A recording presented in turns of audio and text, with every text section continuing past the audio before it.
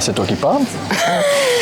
Salut YouTube, on espère que tu vas bien. Aujourd'hui, on se retrouve pour une nouvelle vidéo ensemble et YouTube, au programme. YouTube, c'est un personnage. Tu vas bien, YouTube? Je sais pas, c'est vrai qu'on donne pas de nom.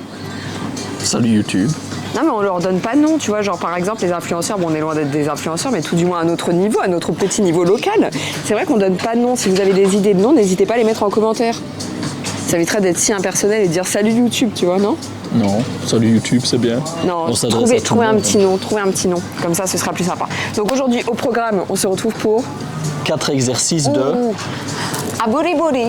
Le bouti. Aujourd'hui, on va couvrir 4 exos pour les fesses, donc Ouais. ça risque d'en De intéresser piquer. plus d'une. Plus d'une. Même plus d'un. Ouais. C'est hyper important, même pour un petit mec. Même Maxime, il pour a un un petit petit cul. mec. Moi, j'aime bien tâter.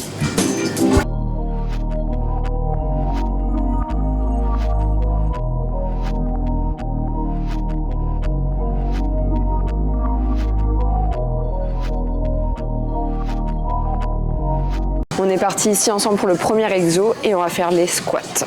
Donc ici pour le squat, en fait, étant donné que vous êtes sur un mouvement de triple flexion, donc flexion au niveau de la hanche, flexion au niveau des genoux et flexion au niveau des chevilles, le mouvement parfait pour les squats, il n'existe juste pas. Les trucs du style, ouais, votre genou ne doit pas dépasser votre pointe de pied parce que sinon, non, ça c'est des conneries. Conneries, foutaise. Vous êtes sur une triple flexion, vous avez des membres et des longueurs de segments tous différents, vous n'avez pas non plus la même mobilité, que ce soit au niveau de vos genoux, au niveau de vos chevilles, au niveau de vos hanches. Donc voilà, parfois on a des fémurs plus longs, des tibias plus longs, des tibias plus courts, des fémurs plus courts. Après, si tu veux une mobilité exceptionnelle, n'hésite pas à aller sur ma page Yogatena. Comme ça, je te donne des exercices de mobilité. Tu pourras devenir aussi mobile qu'une mouette. Jamais vu une mouette, mais bon, c'est pas grave. Pas de mouvement parfait, mais par contre, il peut y avoir un mouvement parfait pour vous. Donc c'est vraiment à vous de trouver la position la plus confortable et la plus agréable et faire en sorte de faire le mouvement correctement. Back squat. Yes. La première chose à laquelle vous devez penser, c'est simplement le placement de la barre au niveau de vos trapèzes. Ça marche, ne posez pas la barre sur votre nuque, sinon vous risquez de vous faire mal. Ah, que ça fait mal. Oui, arrête. Donc voilà, n'hésitez pas à resserrer vos omoplates et à vraiment déposer la barre au niveau de vos trapèzes. En termes de position, ici vous essayez d'avoir les pieds plus ou moins à la largeur de vos épaules. Et moi ce que je fais généralement c'est que je pointe les pointes de pied légèrement vers l'extérieur. C'est fait, chef. C'est fait, chef, magnifique. Donc là on peut commencer à descendre. Voilà. Toujours bien contrôler le mouvement du début à la fin, ça c'est valable pour n'importe quel exercice. Et lorsque vous montez, toujours bien penser à pousser sur vos talons et aller chercher la contraction au maximum dans les fesses. Et si t'es comme moi et que t'as une rétroversion du bassin, moi c'est un exercice que j'ai pas pu faire durant très longtemps les squats. Essaye de faire justement une antéversion, de ramener ton bassin en avant pour bien descendre. Et du coup, c'est plus tes lombaires qui prennent. Et le mouvement sera beaucoup plus agréable pour ton dos. Ça c'est le top quand tu t'entraînes avec ta copine qui fait 1m20. Tu dois aller chercher la barre.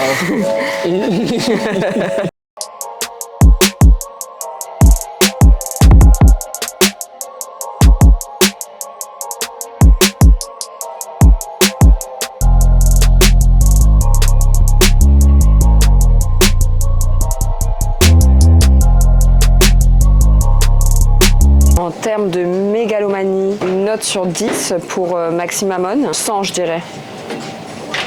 Purée, plus grand le drapeau. Est-ce que le drapeau va en fonction de la taille de ton ego ou pas? Non. Ah. Sinon il serait beaucoup plus grand. Deuxième exercice, le classico pour les filles. Elles tueraient pour avoir la machine pour éviter de charger leur barre. Mais bon, malheureusement on ne l'a pas ici cette machine là. Donc on va pouvoir faire à l'ancienne. Le hip thrust, c'est le pire exercice. C'est un entraînement dans un entraînement en fait. Charger ta barre, décharger, charger, décharger. Il l'enroulait, la déroulait, l'enroulait, la déroulait. Non, à toutes les filles, on est ensemble. Vraiment ensemble. Oh là là, rien que cette barre. 20 kilos, c'est pas énorme. Bah non, mais quand c'est long comme ça, il y a des fois où c'est bien quand c'est long. Il y a des fois où ce serait mieux que ce soit plus court. Hashtag blague de gros beauf. On vient de charger la barre. Regardez mon front. Je sais pas si t'as déjà essayé des machines comme ça où t'as la barre et que tu charges les poids. Il y en a dans certaines salles. En termes de ressenti, je préfère largement charger ma barre parce que je trouve que t'as beaucoup moins de ressenti et que c'est beaucoup plus dur. Après, t'as d'autres machines, des machines qui viennent vraiment.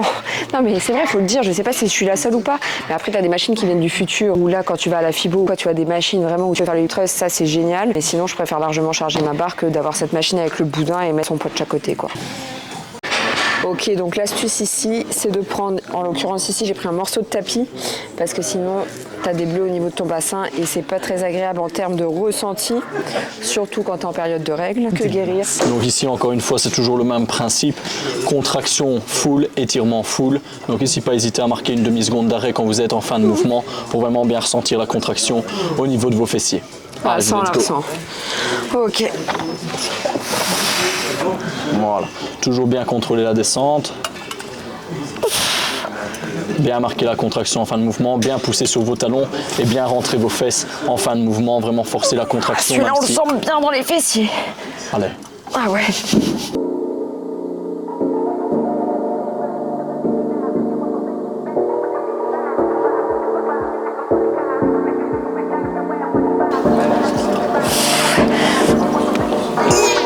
Est-ce que c'est bon?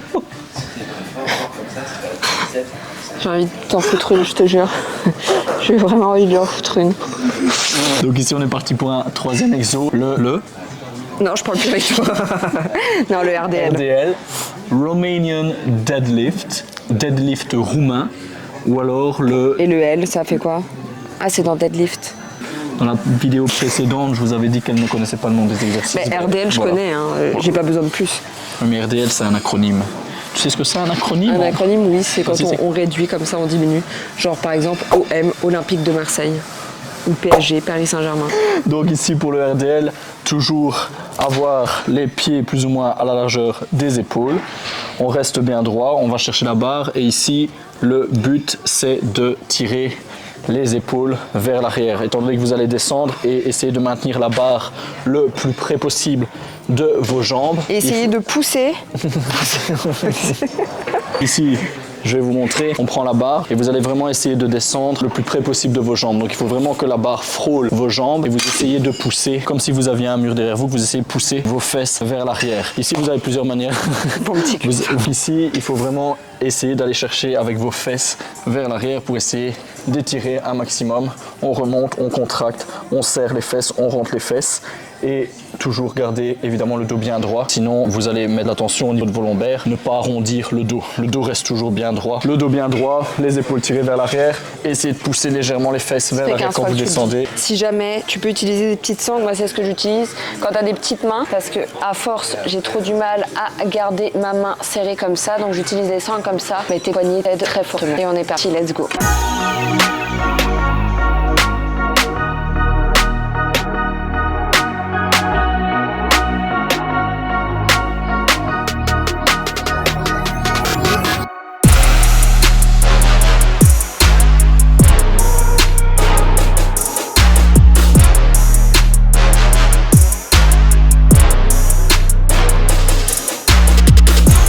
Akipada, and I got away that say. Pour ceux qui n'ont pas reconnu, c'est normal. C'est Doja Cat et à chaque fois qu'elle chante une chanson, elle chante n'importe quoi. Donc, quatrième exo, l'exo tout droit sorti des enfers. C'est l'exo qui te prend ton âme, qui te prend jusqu'à la moindre petite parcelle de ton énergie, c'est horrible. Donc ici, ce sont des nouvelles dunks. Celles-là, je ne suis pas encore allé les monter à mamie. Donc, dès qu'on termine la vidéo, je vais directement chez ma grand-mère pour aller lui montrer. Parce que quand j'étais petit, à chaque fois que j'avais une nouvelle paire de chaussures, ma mère, elle m'obligeait à aller les montrer à ma grand-mère. Mais je ne sais pas si c'était avec un peu de recul pour se foutre de ma gueule ou pas. Ma mère, quand j'étais petite et qu'on achetait des vêtements, je devais aller toujours les montrer à mamie. Mais moi, j'aimais bien. Bébé, si tu passes par là, j'ai les jambes qui tremblent. Ici, on est parti. Étant donné qu'on essaye de faire vraiment un focus fessier, n'hésitez pas à aller chercher avec votre jambe d'appui un petit peu plus loin. Si vous la rapprochez, vous avez plus tendance à solliciter vos quadriceps. Bon, ici, c'est pas vraiment ce qu'on veut, donc on va bien chercher vers l'avant avec la jambe d'appui et on penche légèrement le buste vers l'avant pour essayer de mettre un maximum de tension au niveau de vos fessiers et étirer au maximum. Là, tu es un peu trop penché, donc redresse-toi un petit peu. Okay. Voilà. Voilà, on descend bien.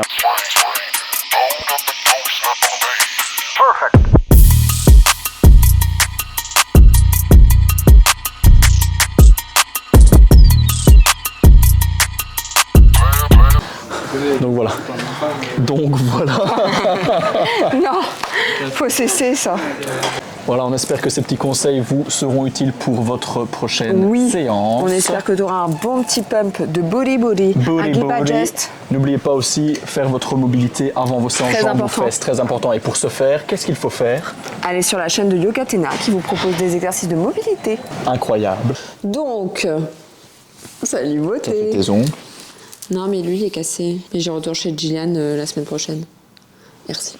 Ok, donc ici on se retrouve aujourd'hui. Vous l'avez certainement vu passer sur les réseaux sociaux. Je prépare une compétition. Donc je vais vous parler un petit peu de bodybuilding. C'est pas bodybuilding, hein, toi? Non, c'est la catégorie bikini. Ça fait pas partie du bodybuilding? Bah si, c'est construction de son corps, donc en soi, si. Ouais, ça reste du bodybuilding. Ça reste du bodybuilding. Donc... Mélissa, je parle comme un gros belge. La compétition est le 1er juin. Là, en l'occurrence, ça Au Luxembourg. Ouais, au Luxembourg. Donc, si jamais, voilà, tu as envie de passer un petit week-end au Luxembourg et de venir voir une compétition de bodybuilding, tu es le bienvenu. Au niveau de la fédération, elle part sur du NPC, donc voilà, c'est déjà une grosse ligue. Il va y avoir du niveau. Ouais. Mais bon, elle est très bien encadrée. Elle fait tout ce qu'il faut pour faire en sorte qu'elle soit le plus compétitive possible sur scène. Hein. Ouais. D'office, c'est ma première compétition. Ouais, moi aussi, j'ai hâte. J'ai hâte de voir la sèche finale, quoi. D'office, c'est la première compétition, donc on apprendra un petit peu parce que, à mon avis, il va y avoir des filles, voilà, qui font ça depuis un certain temps et qui vont avoir une shape. Je ne dirais pas à la Elisa Piccini. C'est ça son... Non, c'est pas ça. Si, je crois. Bref, je vais la mettre là sur le côté. Voilà, je ne sais pas à quoi va ressembler ma shape finale. Mais... Surtout, c'est la première fois que tu fais ça. Hein. Ouais. Ça, il faut pas oublier. Donc, elle, c'est sa première compétition. Et voilà, elle est passée par une petite prise de masse. Et là, elle est en sèche. Et voilà, elle sait pas... Enfin, étant donné que c'est sa première... Je sais pas à quoi je vais ressembler physiquement sur scène. Je me suis déjà vue mince parce que j'en ai fait part sur mes réseaux. J'ai eu des TCA. Mais je me suis jamais vue en shape de compétition. Donc là, c'est totalement différent. En l'occurrence, ça fait 1 semaine et demie que j'ai changé ma diète. Là, je fais un low carb. Non, tu fais du carb cycling. Donc, il y a des jours où elle est très bas au niveau des glucides et des jours où elle est un petit peu plus haut en fonction des entraînements qu'elle fait. C'est pas très bas, j'ai carrément pas de glucides. Et les jours où elle est le plus haut, c'est pour les jours où elle a des gros entraînements prévus, donc les jambes. À savoir que je fais les jambes 3 fois par semaine, donc on va dire qu'il y a 4 jours. Donc il y a 4 jours sur la semaine où je mange pas de glucides. Alors en termes d'impact, on va pas se mentir que c'est pas si simple. Je suis très fatiguée en ce moment. Je le ressens bien évidemment. Les charges baissent aussi beaucoup parce que j'ai beaucoup moins d'énergie. Je tiens grâce au Monster à la caféine. Donc si jamais vous voulez sponsoriser cette vidéo, ça m'éviterait d'en acheter une tonne. J'ai beaucoup moins d'énergie et je suis à cran. Et je suis très sensible. C'est comme si en fait j'étais en période de règles continue. Dégueulasse. Mais non, encore une fois, deuxième, dégueulasse. Non mais c'est vrai, je suis hyper sensible, je suis à cran. J'ai faim, voilà, j'ai faim. Pas spécialement de manger un burger ou quoi. Peut-être une pizza, ça me ferait vraiment plaisir par contre. Mais heureusement, je suis vraiment bien accompagnée. Maxime est là pour me soutenir. Si vous êtes en couple, vous préparez une compétition, idéalement c'est d'avoir quelqu'un qui vous soutient parce que voilà, physiquement c'est très dur. Ouais. Mentalement, je crois que ça l'est encore plus. Il y a la fatigue qui se fait sentir. Évidemment, vous êtes beaucoup plus à cran étant donné que vous mangez moins. Mais c'est pas simplement de moins manger, c'est de moins manger. Elle gère aussi toutes ses séances de yoga et en plus de ça, elle fait des entraînements où elle s'arrache à la salle. Donc voilà, en termes de dépenses d'énergie, elle est très haute, alors qu'en termes de rentrée d'énergie, elle est très basse. Donc voilà, c'est ce par quoi il faut passer quand vous visez une compétition. C'est soit on le fait à fond, soit on le fait pas du tout. Il n'y a pas de demi-mesure dans le monde du body. Le but d'une sèche, c'est vraiment d'éliminer tout le gras en essayant de conserver la masse musculaire que vous avez acquise pendant la période de masse. Justement, le but ici, c'est vraiment de limiter cette perte de muscle. Ta gueule. Tout en virant un maximum de gras. Ça, elle est suivie par une coach qui m'encadre très bien et qui est très bienveillante aussi à mon égard, avec qui je communique assez facilement. C'est Manon Dutily, je mettrai son Instagram, etc. Voilà, c'est une pro dans son domaine. Je pense que l'essentiel, c'est de vraiment être bien entouré quand tu prépares une compète, parce que moi, j'ai de la chance vraiment d'avoir Maxime qui fait énormément de tâches ménagères que je ne fais plus parce que je suis claquée, on va pas se mentir. À tous mes potes qui regardent cette vidéo. Prenez-en de la graine. C'est super d'être un homme au foyer. Blague à part, moi, encore une fois, je sais ce par quoi elle passe.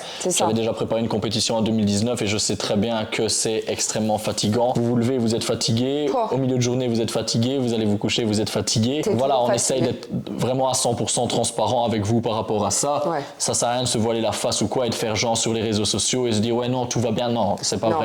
C'est extrêmement dur, c'est extrêmement exigeant en termes d'énergie dépensée. Moi, j'essaye de la l'accompagner en tant que partenaire de vie. Oui. J'essaie de tout faire pour l'accompagner du mieux que je peux. Gérer un petit peu plus les choses à la maison. Un couple, au final, c'est ça. Ouais, c'est s'entraider. On veut pas faire le couple, waouh, super glamour, putain, ils sont trop bien. Non. Voilà. Et c'est notre vision du couple. Voilà. Je pense que Notre vision du couple, c'est toujours se tirer, que ce soit elle ou moi, c'est toujours se tirer vers le haut. Mais et quand se il y en a un soutenir. qui va pas bien, il y en a un autre qui prend le relais. C'est Toujours. tes deux, tu vois. Donc, Et se soutenir quoi qu'on fasse, peu importe les projets, que ce soit dans sa vie personnelle ou dans sa vie professionnelle. Moi, je suis toujours là pour l'épauler et encore plus pour le moment, étant donné que je sais ce par quoi elle passe et je sais que c'est vraiment très dur, mais elle fait ça déjà comme une championne. That's the champion's mentality. That's the spirit. Non mais c'est vrai, voilà, tout n'est pas tout beau, tout n'est pas tout rose. En ce moment, je passe par une phase qui est un peu plus compliquée. Mais qu'on gère. Jamais tu prévois une compétition, il faut savoir que le mental, il fait un peu comme ça en ce moment. Et je pense que ça, tu peux le confirmer. Yes. J'en prends plein ma gueule. T'as intérêt à te tenir à carreau. Mais en c'est ce ça moment. aussi, être un partenaire, c'est comprendre les choix de sa partenaire et l'accompagner, respecter les choix. Et c'est super important, c'est de t'entourer des bonnes personnes, d'être accompagné par un coach, d'être justement soutenu au quotidien parce que ben voilà, par exemple, c'est difficile aussi socialement quand tu vas chez des gens et que tu ramènes ta boîte. Bon, ben, on va pas se mentir qu'il y a mieux quoi. Yes. C'est vrai que socialement c'est un petit peu bizarre s'ils ne le comprennent pas forcément, qui respectent votre choix et qui acceptent tout simplement. Donc merci les copains si vous voyez cette vidéo. Ouais, merci beaucoup, merci à nos familles aussi, merci à ma famille qui me soutient aussi énormément, même si ils ne sont pas spécialement pour la compétition, je sais qu'ils sont là, qui me soutiennent et qui respectent mes choix. Par rapport au coach, il faut absolument que vous trouviez quelqu'un avec qui le feeling passe bien, d'accord? Parce que voilà, c'est la personne qui va vous accompagner dans les moments difficiles, donc il faut mieux que ce soit quelqu'un avec qui vous entendez bien, avec qui vous avez un bon feeling. Et avoir un coach, moi je crois que pour la préparation d'une compétition, c'est quelque chose d'indispensable. Parce qu'à partir du moment où vous avez des comptes à rendre à quelqu'un, bon, comptes à rendre, on s'entend, c'est beaucoup plus facile de s'y tenir à tout ce qui est prévu, à tout ce qui est programmé, à savoir les entraînements, la diète. Généralement, vous faites un bilan toutes les semaines pour voir un petit peu l'évolution. Le coach réadapte ce bilan en fonction de si les choses ont été bien faites ou moins bien faites, si vous avez atteint les résultats que vous pouviez espérer ou pas. En tout cas, on tenait à faire cette vidéo pour faire un petit topo, pour vous expliquer que voilà, le monde du bodybuilding, c'est pas non plus toujours entouré de paillettes, magnifique, étincelant, etc. Non, il y a aussi des moments qui sont très compliqués, surtout quand tu es en prépa. Mentalement, en fait, les gens ne s'en rendent pas forcément compte. C'est beaucoup plus dur mentalement que physiquement. En soi, l'entraînement, c'est la partie amusante de la journée. Le reste, c'est le sommeil et l'alimentation. Ça, c'est les parties compliquées. L'entraînement, c'est la partie agréable, en gros. On voulait faire cette petite vidéo pour faire un petit topo, parce que j'ai reçu pas mal de questions aussi sur Instagram, sur l'avancée de la compétition, etc. Et parfois, on n'a pas toujours le temps de répondre aux gens qu'on croise en salle de sport ou alors pendant nos cours. Donc voilà, on a décidé de faire une petite vidéo pour vous montrer un peu l'envers du décor. Et c'est un objectif que Cambre s'est fixé. Et je lâcherai pas. Et elle lâchera pas de toute façon, la connaissant. Donc voilà, elle va aller jusqu'au bout des choses. La compétition le 1er juin au Luxembourg, compétition NPC. Voilà, d'ici là, elle va continuer de s'accrocher et tout donner. De toute manière, on fera une vidéo aussi à la fin, je pense, pour montrer l'évolution de ma compétition. On filme quand même quelques petits moments. J'ai vraiment envie de me rappeler des choses positives.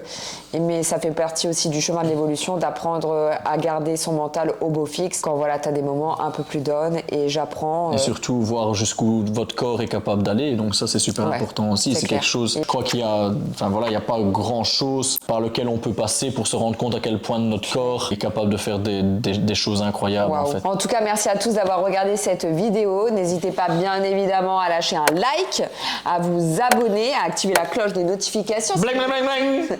Si vous voulez être notifié. Et on se retrouve. On se retrouve dans 2 semaines pour la prochaine vidéo. Enjoy! Bisous tout le monde.